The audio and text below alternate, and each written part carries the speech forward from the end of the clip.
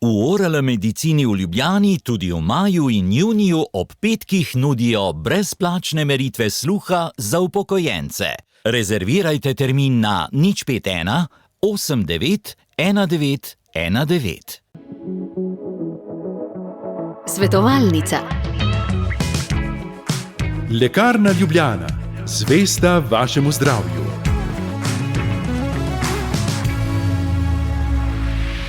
Lep pozdrav, drage poslušalke, cenjeni poslušalci, tudi v tokratni svetovalnici.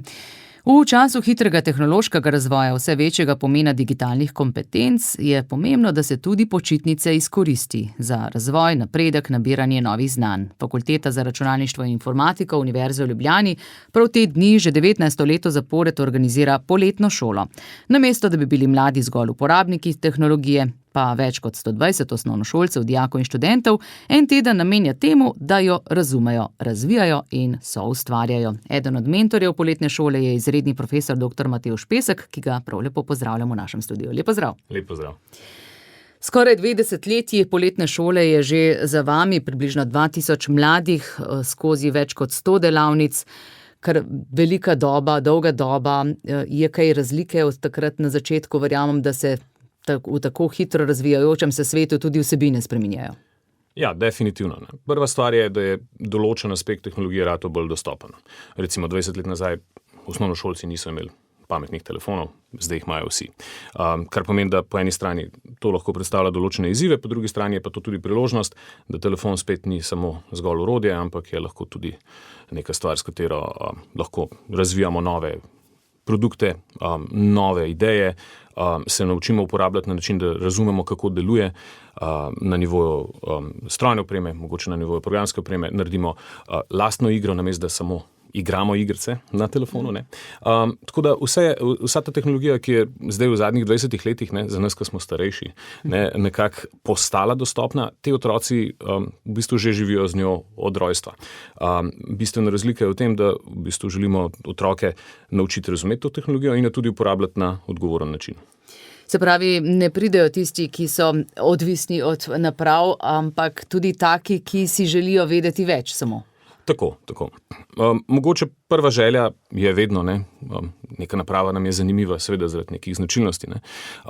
Definitivno pa potem v naslednji fazi ti otroci, ki pridejo na poletne šole, so nekako naklonjeni temu, da razumejo oziroma poskušajo razumeti, kaj se dogaja s to napravo ali pa kaj se dogaja z nekim procesom, z nekim algoritmom in da ga poskušajo v bistvu prilagoditi. Morda je tista izkušnja oziroma ta napor, da bi želeli nekaj malce drugače in imeli ta nadzor nad tem, da želimo malce drugače, da želimo sprogramirati robota na drugačen način, kot je mogoče tisti škatle neposredno.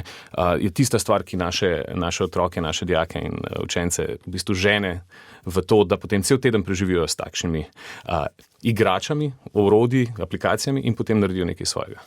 120 osnovnošolcev, dijakov in študentov. Se pravi, govorijo o več skupinah, najmlajši so stari koliko in kako potem to prijavljanje poteka?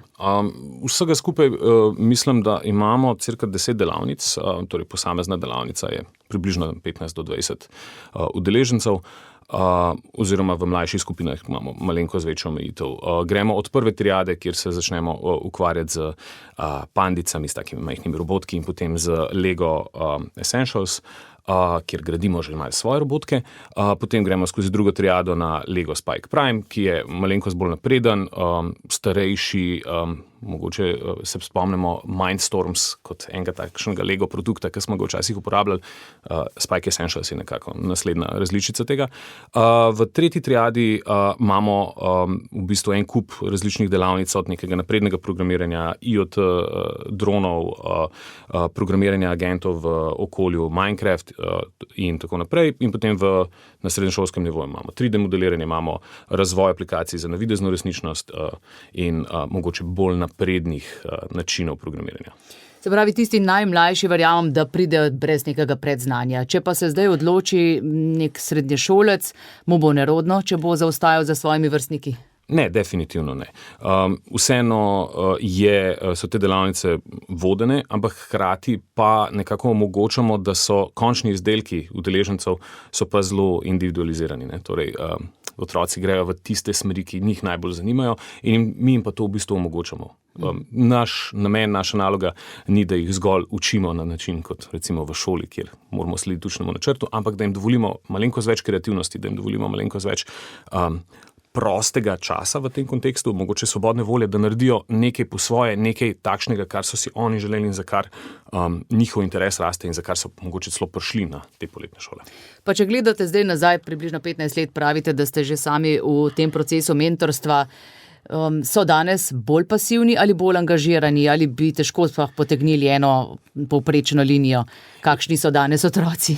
Ja, mogoče mi imamo en tak bias, ne, v kontekstu, da naši otroci, tisti, ki pridejo na te poletne šole, so že tisti, ki so najbolj navdušeni. Ne? Torej, naša populacija ni mogoče reprezentativna za povprečno, tako populacijo v osnovni ali pa srednji šoli. To so že otroci, ki nekako jih tehnika vleče ali pa nekako vidijo neke stvari, mogoče drugače kot drugi otroci. Ne? Tako da ne bi mogel reči, da so to pasivni otroci, daleč od tega. Ti otroci so zelo aktivni, mogoče, če primerjam s 15 let nazaj, enako, mogoče še bolj, definitivno pa ne bi rekel, da se v teh naših udeležencih odražajo mogoče te vzorci, ki jih sicer v družbi vidimo. Dr. Matevž Pesek je gost v tokratni svetovalnici, eden od mentorjev poletne šole, ki jo organizira Fakulteta za računalništvo in informatiko Univerze v Ljubljani, in tam se vse skupaj tudi dogaja. Se pravi, morajo priti v Ljubljano. Je to, verjamem, tudi kakšna ovira za tiste, ki niso Ljubljančani? Zaenkrat nismo prejeli takih informacij, nekako otroci si želijo, starši nekako podpirajo to motivacijo. Definitivno bi si morda želeli še kakšno lokacijo pokriti, ampak seveda to je en tak logističen izziv, ne, bi rekel.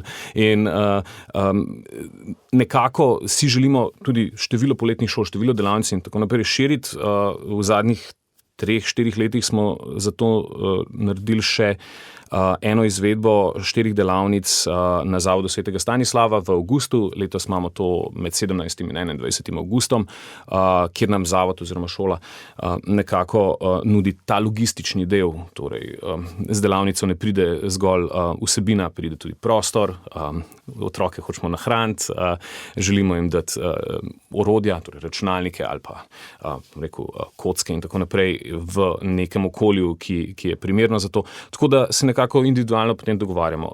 Fakulteta izvaja veliko nekih različnih delavnic po osnovnih in srednjih šolah, tudi skozi šolsko leto, in definitivno si želimo tega še več in nekako poskušati navdušiti čim več ljudi, čim več otrok in mladostnikov za seveda tehnologijo in tehnične študije. Kdaj se pa začne vse skupaj, kako je potrebno prijaviti se? Verjamem, da je gneča precejšnja. Tako je, ja. Mi nekako razpišemo poziv za prijave oziroma že vnaprej obvestimo, kdaj se bo ta poziv odprl. Na spletni strani? Tako, na spletni strani Fakultete za računalništvo in informatiko. Sicer pa se je mogoče tudi prijaviti na obveščanje na poletna sola afna.free.uni-lj.si elektronskem naslovu, kjer potem nekako starši neposredno dobijo te informacije, kdaj se bo točno kadarkoli v letu lahko pišejo na ta elektronski naslov. Tako, poletna-sola. Poletna sola skupaj afna.fri.uni-lj.si. Tam naša služba za komuniciranje v bistvu skrbi za to komunikacijo s starši, jim daje dodatna obvestila in tudi pove oziroma obvešča o drugih dejavnostih, drugih dogodkih na naši fakulteti oziroma na drugih lokacijah, ki jih izvajamo skupaj s partnerji. In kot rečeno, kdaj to približno se odprejo prijave? Prijave se odprejo, mislim, da bi rekel tam konec marca približno, in so seveda relativno, rekel, takoj polne. Tako da interes, tako da interes je precej velik, sploh za osnovnošolske delavnice, ne, kjer mogoče tudi starši v tem vidijo en aspekt, ki ga imamo vsi starši, ne, ta problem čez poletje, ne, otroci mogoče ne morejo biti sami doma, ne, in želimo jim dati neko kakovostno preživljanje časa, ne, in to poskušamo skozi delavnice narediti. Ja, tudi če govorimo o tistih, ki so že sami doma, da ne bodo počeli neumnosti, recimo, ampak nekaj pametnega, kar vsekakor poletna šola, ki jo organizirate na vaši fakulteti, je že 19. leto zapored.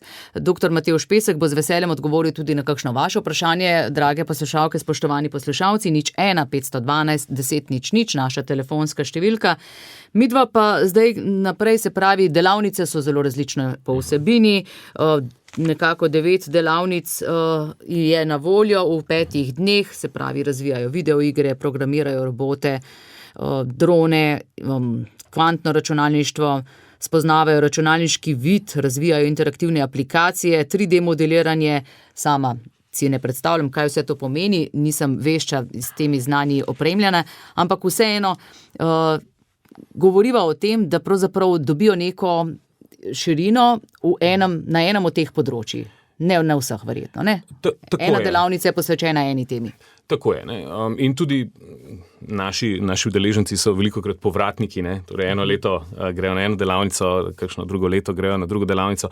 Če si predstavljamo nek razvoj nekega izdelka, produkta, aplikacije, ne, skozi nek življenjski cikel, se je seveda potrebno zavedati, da to ni zgolj samo programiranje, recimo, ne. Če delamo recimo navidezno resničnostno igro, rabimo v tej igri neke elemente, kar bolj paše pod 3D modeliranje. Morda tisti, ki to dela, niti ne programira toliko, kolikor v bistvu ustvarja, riše, modelira.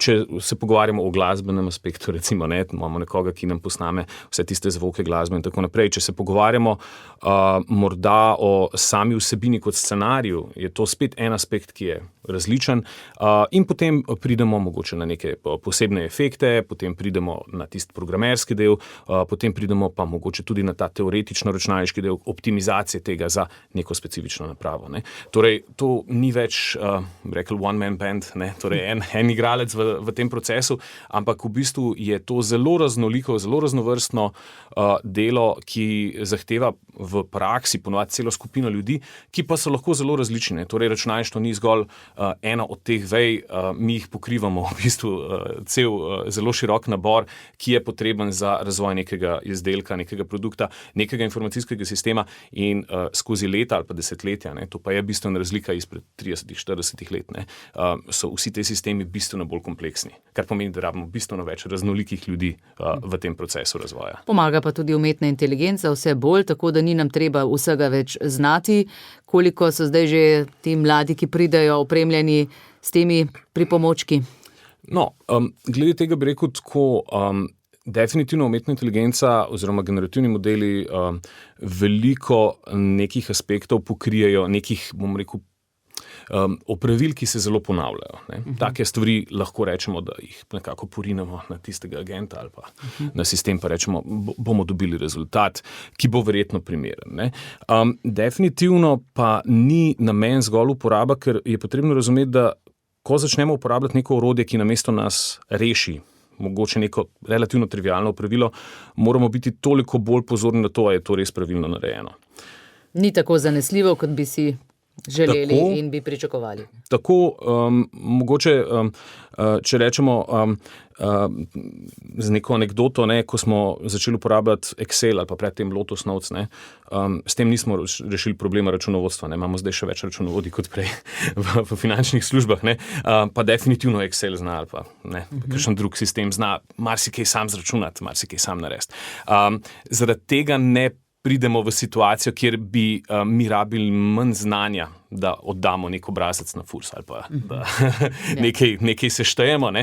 Kvečemu ga rabimo več, zato ker se določene stvari izvedejo avtomatično, mi moramo imeti to poglobljeno znanje in razumevanje tega procesa, zato da lahko na koncu potrdimo, da je rezultat nekako pravilen. Da odkrijemo napake, mora biti, ne. Tako, točno to, ne. Tako da z vidika tega definitivno učenci, ne, dijaki sploh verjetno uporabljajo kakšno teh modelov, tudi pri kakšni domači nalogi, ne, ali pa pri kakšnem domačem branju. In kot starš lahko to potrdim. Ne, tako, ne, kar pa ne pomeni, mogoče, če spet z nekim primerom ponazorim, recimo, da mora dijak prebrati neko knjigo za domače branje, ne, in rečemo nekemu velikemu jezikovnemu modelu, napiši mi obnovo tega, ne.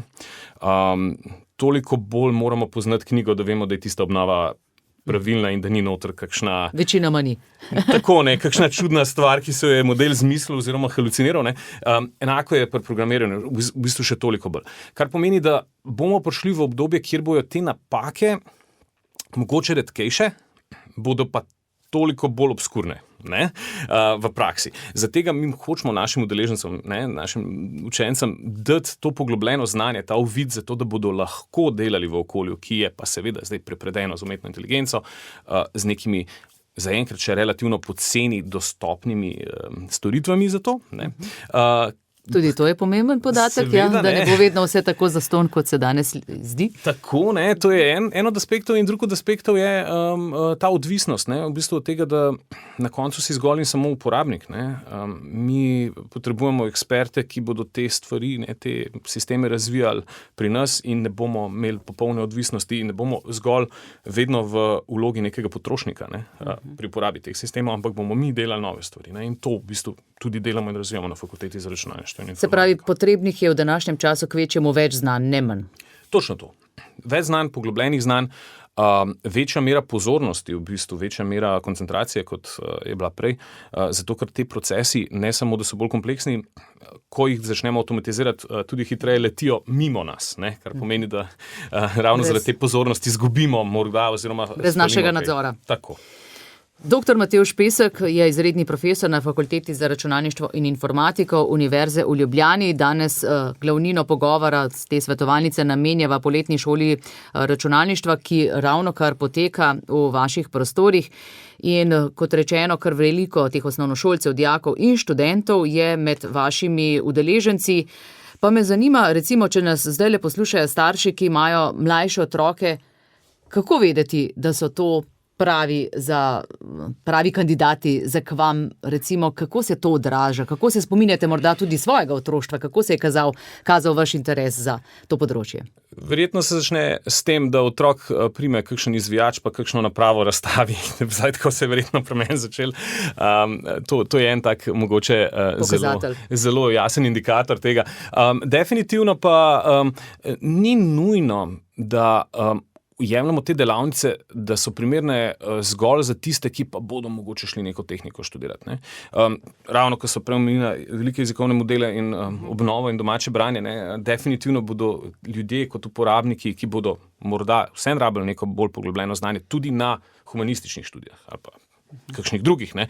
Kar pomeni, da zgolj pošiljati otroka na neko tako delavnico, pa nek tak tabor, poletno šolo, zgolj zato, ker se nam zdi, da pa ga zgolj in samo to vleče, ne. Mogoče dajmo poslati tudi tiste, ki bodo pa morda, ne vem, glasbeniki, bodo morda nekaj tretjega. Kot sem rekel, prvi aspekt razvoja teh sistemov je to, da rabimo zelo raznolike ekipe. In te raznolike ekipe morajo med sabo komunicirati, kar pomeni, da je dobro, da tisti, ki mogoče dela glasbo, pa tisti, ki dela modele, zna komunicirati s tistim, ki mogoče razvija scenarij. Da se razumeta med sabo. Tako. Kar pomeni, da ta interdisciplinarnost nas v bistvu sili v to, da poznavamo še druga sorodna področja, s katerimi člani ne bomo potem na koncu delali.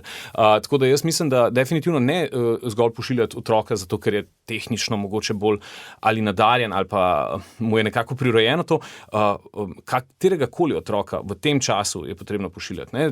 Včasih so verjetno bolj samo mehaniki vozili avte, ne. Zdaj vozimo vsi avte, kar ne pomeni, da zato, ker niste tehničen človek, ne boste šli delati izpita za avto. Ne.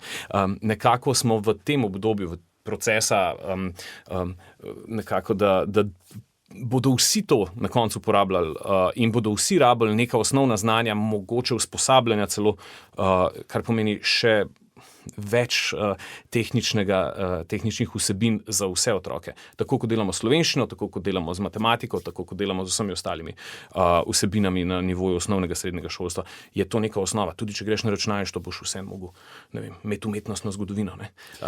In mnogi bi zdaj rekli, zakaj pa nimamo tega znanja že v osnovni šoli, ne, kot nekega od predmetov. Dolgo se že govori o tem, morda vaš oseben pogled na to. Mogoče je stvar bolj kompleksna, kot si jo mi, mogoče starši predstavljamo. Prva stvar je, seveda, nekako predmeti vsebine tekmujejo v tem šolskem sistemu za tisti čas učenca in tega časa je vedno manj in vedno več vsebin in vedno več predmetov. Kar pomeni, da ni nujno, da je to za otroka najboljša stvar, lahko kaj prostega časa, dolg časa, bom rekel, z vidika kreativnosti celo morda boljš za njegov razvoj. Druga stvar je pa seveda osnovni izziv je, kdo bo te predmete učil. A imamo mi v naši skupnosti dovolj ljudi, ki bodo vse te predmete, vsebine prevzeli in definitivno s pomembnim poudarkom na tem, da ali bodo znali to narediti kakovostno. Če nekaj takega uvajamo, ne smemo tega uvesti na način, da je to zgolj ena od vsebin, ki tam nekako ostane, jo izvedemo na pol slabo, bomo rekli, ker to bo samo še dodatno obremenitev za otroke in od tega nič ne bodo imeli. Mogoče jim bomo celo zamerili tisti del vsebin, ki bo pa nujno potreben za njihov nadaljnji razvoj ali pa kariero. Ja, pomembno je tudi, da profesori iz tega področja sledijo razvoju. Vemo, da kakšni pouki informatike po različnih šolah po Sloveniji potekajo na pradavninski način, recimo, če se spomnim samo primera enega dijaka, ne iz te hiše, hvala Bogu, ampak iz ene druge in sem se držala sama za glavo, pa nimam toliko znanja z tega področja, kaj vse starodavnega so se učili, pa vemo, da računalništvo nikakor ni nekaj, kar je da bi bilo treba začeti na začetku, ampak lahko pravzaprav se aktualizira, tako da hvala tudi za ta poudarek. Če se zdaj še malce osredotočiva na, se pravi, rekli ste, ni samo za tiste otroke, ki bodo to, na primer, študirali, ampak ali jim pa vendarle pomaga, če se potem želijo vpisati na študij računalništva, elektrotehnike, podobnih tehničnih smeri? Definitivno. Konec koncev jim to pomaga tudi pri izbiri kariere na način, da so že nekaj takega preizkusili, videli in zdaj vejo, da jih to res zanima. Ali pa da jih to res ne zanima, ne? Konec koncev tudi. S tem, da jaz bi res poudaril, da v kontekstu današnje družbe je to neizogibno. Tudi če te ne tako zelo zanima, te mora. Tako, tudi če te ne zanima voziti avto, se moraš nekako, razen če si mogoče v Ljubljani pa v večjem mestu, se moraš nekako naučiti voziti avto. Na tak način jaz mislim, da bo vsa ta tehnologija prišla do nas. Je res, da nekatere stvari, nekatera znanja mogoče s tem izgubljamo, bi na ta način rekli, včasih smo vsi znali dohodnino na roke izračunati, zdaj pride informativni izračun dohodnine, pa je, rečemo, verjetno je prav, takšne stvari, takšni aspekti naših procesov, ki jih delamo vsak dan, na nek način se spreminjajo, kar pomeni, da je neizogibno, da nekatera nova znanja, nekatere nove procese, ki jih bomo imeli, konec koncev mogoče za učitelja, ki bo mogel ta domača branja brati pa ugotavljati, ali so te obnove res, ali niso res napisane na roke, ali so izmišljene, pomeni nek dodaten proces. Za nekega odvetnika, ki bo bral neke zadeve na sodišču, ali pa nekega sodnika enako, za en kup, bom rekel, takih profilov. Nepovezanih, področji na nek način se izkaže, da je to tako neizogibno že v današnjem času.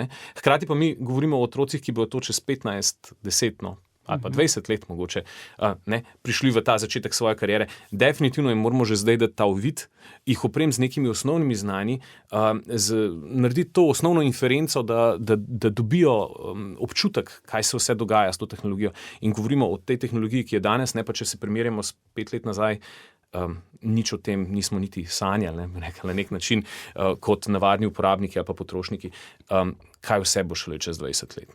Tako da jaz mislim, da nujno je čim več dati otroku tega uvida, tega znanja in seveda te odgovornosti, ki kar naenkrat pade na njih, ker če teh sistemov, aplikacij, potrošniških produktov nismo imeli prej, potem ni bilo te bojazni, da jih bomo uporabljali na način, ki bo v bistvu mogoče na koncu slab za nas, za naš vsak dan, za naše življenje. Tako. Zanimiv se mi zdi tudi ta podatek iz poročila o razvoju, ki ga je pripravil Urad za makroekonomske analize in razvoj, ki opozarja, da ustvarjalnost v Sloveniji še vedno ni postavljena v središče vzgojno-izobraževalnega sistema in da je domišljija med najmanj cenjenimi lastnostmi otrok med državami Evropske unije. Slovenski 15-letniki pa da pri ustvarjalnem mišljenju dosegajo podpovprečne rezultate in so med manj samozavestnimi pri ustvarjanju novih idej. Ravno s takimi poletnimi šolami bi radi ta trend obrnili, verjamem. Tako, definitivno. Ustvarjalnost je en eden od aspektov, s katerim se tudi v laboratoriju, kjer se veliko ukvarjamo z glasbo, nekako tudi ukvarjamo. Jaz mislim, da je to nek naš izziv sodobnega, pa mogoče polpreteklega izobraževalnega sistema, kjer smo sploh v zadnjih 20-30 letih stvari poskušali do te mere standardizirati, da bom povzel anekdoto kolega Miha Klinarja, s katerim delava na enem od takih predmetov, ki je bistveno mogoče bolj kreativen, je rekel, da hodi v osnovno šolo na neko športno dejavnost in v zadnjih 15 letih so vse slike iz likovne vzgoje na hodnikih postale enake. Ne? Nihče si nič ne upa več narediti drugače. Izven okvirja. Tako, enako je pri glasbi. Učimo se bistveno več poustvarjati kot ustvarjati. Ne? Lahko zelo dobro zaigramo nekaj, ampak moj računalnik zna to tudi zelo dobro zaigrati nekaj. Celo s tako dinamiko, da jo profesionalci mogoče kakšni zavidajo. Ne? A znamo pustiti otroku v glasbenem okolju, recimo, ustvarjati, narediti nekaj po svoje, narediti nekaj drugače. A znamo pri likovni vzgoji to narediti. In na koncu tudi pri tehnologiji in ostalih zadevah. Ampak mislim, da to izhaja iz širšega družbenega problema kot pa same tehnike. Tehnika nam omogoča, da stvari standardiziramo, ampak konec koncev tudi preko nismo imeli niti informatike še recimo v osnovnih srednjih šolah, pa ker nismo imeli računalnikov doma, pa nismo imeli pametnih telefonov. Definitivno smo že takrat začeli stvari tako ukalupljati, da smo to kreativnost nekako začeli zgubljati s tem. Ne? In to si moramo pustiti. Moramo pustiti otrokom, da včasih kaj naredijo tako narobe, ne? Mogoče, ne? Zato, da nekaj ustvarja drugačnega. S temi delavnicami imamo res to priložnost, da jim lahko individualiziramo te aspekte, da vidimo, kaj jih zanima, da jih porinemo v tiste smeri, kjer so lahko res dobri in naredijo nekaj po svoje, nekaj drugače in jih ne rabimo siliti, zdaj morate pa vsi enakega robota narediti, pa enako aplikacijo sprogramirati. Naredi tisto, kar ti čutiš, da boš lahko naredil najbolje. Ne? Tudi vi postanete, verjamem, kot otroci v tem času. Ja, seveda, definitivno. Ampak nas te delavnice res osebno napolnjujejo v tem aspektu. Zaradi tega, ker dobimo tudi mi nekako ta povraten odziv teh otrok, ki je strašno pozitiven, ki nam daje mogoče spet neko prebojenje v tisto otroško kreativnost, ki smo tudi mi odrasli, ne? Ko vidite iskrice v očeh. Tako, ne, nekako to izgubimo, tudi mi pademo v te procese, ne, ukalupljanja. In te delavnice so res ena taka odlična priložnost, da tudi mogoče sebe s tem prenovimo, napolnimo z novo mero kreativnosti in potem dobimo mogoče zagon za naslednje šolsko leto tudi s tem. Ne. Se pravi, eden drugemu nekaj date. Tako, definitivno. In v tem času, ko potekajo delavnice, recimo, kaj se danes dogaja? Kaj imate vi danes čez? Recimo v kontekstu teh naših Lego robotkov imamo različne izzive vsak dan. Ne? Včerajšnji izziv je bil narediti robota, ki se premika brez uporabe koles. Predvčerajšnji izziv je bil narediti robota, ki ima na sebi nek način, recimo katapult, ki odnese kocko čim dlje. Ne? V bistvu mi otrokom v prvi, drugi triadi ne razlagamo fizike, pa sil na klancu, pa kako zdaj naj tista kocka leti, ampak jim pustimo, da nekako izkustveno sami ugotavljajo in dobimo zelo različne robote. Ni nujno, da te roboti imajo sploh katapult na sebi. Ne? Nekateri so ugotovili, da če robota dovolj hitro vrtiš, tudi kocka odnese zelo daleč. Ne? Druga sila. Tako, ne, ampak nismo nobenemu, najprej razložili teoretičnega ozadja tega, pustili smo jim, da sami ugotavljajo in ustvarjajo in je zaradi tega rezultat še toliko bolj zanimiv in toliko boljši. In jaz mislim, da tudi skozi tak način izkustva ostale veščine, predmete, vede nekako veliko bolj podpremo v otroški glavi. Pa so na koncu dneva utrujeni? Ja, mislim, da kar so, bomo videli, so pa veliko navdušenja sabo odnesejo. Ne? Starši pravijo, da potem doma navdušeno razlagajo in seveda vedno se je problem zbuditi za v šolo zjutraj. Ne? Tukaj pa ne. Da nekako vstajamo ob 5 zjutraj, ne? Zaradi navdušenja, kar pomeni, da delamo nekaj, kar otroku vzbudi to zanimanje, pa upamo, da ohrani oziroma razvija naprej še tudi to kreativnost. Od 8 do 4 ali kako? Od 9 do 3, s tem, da med 8 in 9 lahko otroci že prihajajo, po 3 uri pa ostanejo nekako avli, imamo družabne igre in tako naprej, če starši pridejo kasneje. Ni več tega vodenega tako, da programa. Lahko pridejo starši, ko pač končajo službo. Ne? Nekako se zavedamo, da starši v tem času so verjetno v službi in jim poskušamo to nekako podpreti ta čas. Najmlajši so, se pravi, končali prvi razred ali kako? kako? Ja, imamo tudi kakšnega mlajšega včasih, še celo. imamo tudi kakšnega, tako kot recimo imamo študente tudi na kakšnem srednješolski delavnici, pa na kakšni študentski kakšnega srednješolca. Nekako individualiziramo to, naša služba za komuniciranje nekako vidi, presodi, se pogovarja s starši, kaj je najprimerneje. Mislim, da letos najmlajši je 4,5 celo na eni delavnici. In tak otrok zdrži v tem procesu od 9 do 3. Ja, definitivno. No. Mu je zabavno. Veliko nekih različnih stvari delamo, tudi veliko nekih družabnih aspektov imamo, recimo po kosilu ne sedimo zgolj in ustvarjamo. Ni to občutek, da so v šoli. Tako, zaenkrat mislim, da nimajo tega občutka in zato so tudi tako navdušeni in zato so tudi tako kreativni skozi celoten dan. 5 dni, predlagam, da prihodnje leto naredite 10, udeležencev 300, pa bi bilo zadovoljstva še več. Ja, nažalost to ni skalabilno, ker rabimo potem tudi izvajalce. Mislim, teh izvajalcev skupaj z zaposlenimi in študenti in vsemi pomočniki, verjetno na teh delavnicah jih je čez 20, bistveno, čez 20, za 120 otrok. Kar pomeni, da je tukaj en aspekt, ki ga ne moramo avtomatizirati ali pa poskalirati, če želimo ohranjati seveda enako kvaliteto oziroma enak nivo. Imeti 30 otrok naenkrat je definitivno drugače kot imeti 15 otrok naenkrat. In seveda nekako to želimo ohranjati. Vsako leto dodamo kakšno delavnico, kakšne delavnice tudi spremenimo, se nekako prilagodimo nekim trendom, ali pa če vidimo, da je nek aspekt mogoče boljši za kreativnost, boljši za poglobljeno znanje, potem naredimo drugačno tematiko. Nekako pa tam okoli 10 ostajamo čist iz razloga, da nimamo neskončno veliko ljudi, ki bi lahko to izvajali, ampak se pa trudimo to povečati in povečati, ker tudi nekak pritisk staršev je, dajte narediti še kakšna delavnica več. In model, ki ga velja posnemati tudi kakšna druga fakulteta, tako da hvala za to dolgoletno dobo, se pravi 19. leto že poteka ta poletna šola. Hvala dr. Matevž Pesek za obisk v našem studiu in če sklenem tudi z enim izmed stavkov, ki je zajet v tem vašem obvestilu, da ta poletna šola mladim ne omogoča le stika z najnovejšimi tehnologijami, temveč pomaga razvijati način razmišljanja, ki spodbuja ustvarjalnost, raziskovanje in samozavest pri iskanju novih rešitev. Še kako potrebno v današnjem času. Hvala in vse dobro. Hvala. Oddajo sem pripravila Tanja Dominko. Svetovalnica. LL Viva, specializirana prodajalna z medicinskimi pripomočki. LL Viva.